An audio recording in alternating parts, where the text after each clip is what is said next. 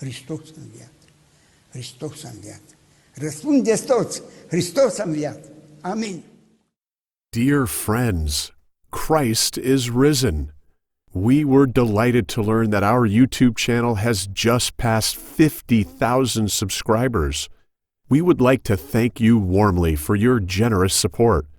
Thank you for subscribing, commenting, and sharing. It really helps us a great deal. By doing so, YouTube will start recommending these videos to more people. It costs you nothing, but it helps our ministry. May everything be for the glory of God and His church. God bless. Don't forget to follow Orthodox Teachings of the Elders on our Facebook and Instagram pages and on our website, otelders.org. Toată viața mea a fost frumoasă ca ziua de Paști. De aceea nu pot să spun că am avut o zi anume.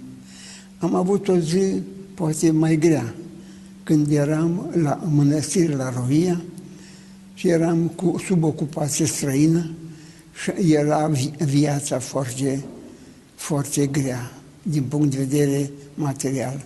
Paștile se reducea aproape la condiții foarte precare. N-am avut decât o jumătate de cană de lapte și un singur ou în ziua de Paști, în 1941, când am făcut primele Paști la mănăstirea de la Roie. Și de alte Paști le trăiesc, Părinte Nicolae, toate celelalte Paști eu le trăiesc în fiecare duminică. Și într-o iarnă, într-o zi care era frig și ger, dimineața m-am dus și am intrat în biserică la Roia cu un diacon. Și am spus, pentru mine, când intru în biserică, am sentimentul că e ziua de Paști. Ori de câte ori intru în biserică, am senzația că e ziua de Paști. Fratele care era cu mine zice, păi eu nu simt nimic. Unii când intră în biserică parcă intră în rai, alții când intră în biserică nu intră în biserică fără ca să simtă Duhul lui Dumnezeu.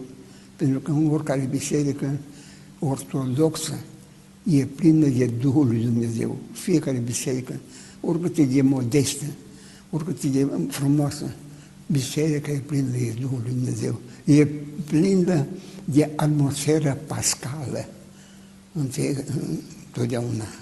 În Preasfinția voastră, Paștele acela în care n-ați avut decât o jumătate de cană de lapte, a fost mai puțin frumos decât altele? De frumos a fost tot așa de frumos, dar a fost dureros. Am fost numai singur în chilie și nu m-am atins de uț și de cana cu lapte. Și am rămas, m-am gândit eram de venit la Roia atunci, curând. M-am gândit la Paștile de la părinții mei acasă și am început să plâng. Pentru că Paștile la mine acasă, la părinții mei, aveau o atmosferă deosebită. Nu voi uita niciodată când, și-am spus de multe ori, când era ziua Paștilor, dimineața de Paști, așa cum e acum. Și tata venea de la biserică aducând Paștile, vasul în care era pasca, pâinea cu vin pusă într-un vas. Și așa venea tata cu acest vas, aducând Paștile de la biserică. Și s-a așezat la masă. El era mai în vârstă. Era un om care avea o figură de dac. Așa era tata. Și venea cu capul descoperit și s-a așezat la masă și mi se părea că e un voievod.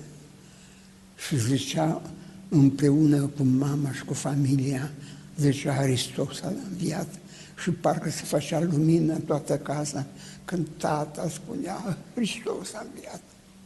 Așa, în dimineața, în prima duminică de la mănăstire, m-am gândit și am trăit Paștile pe care le-am trăit la părinții mei în casă.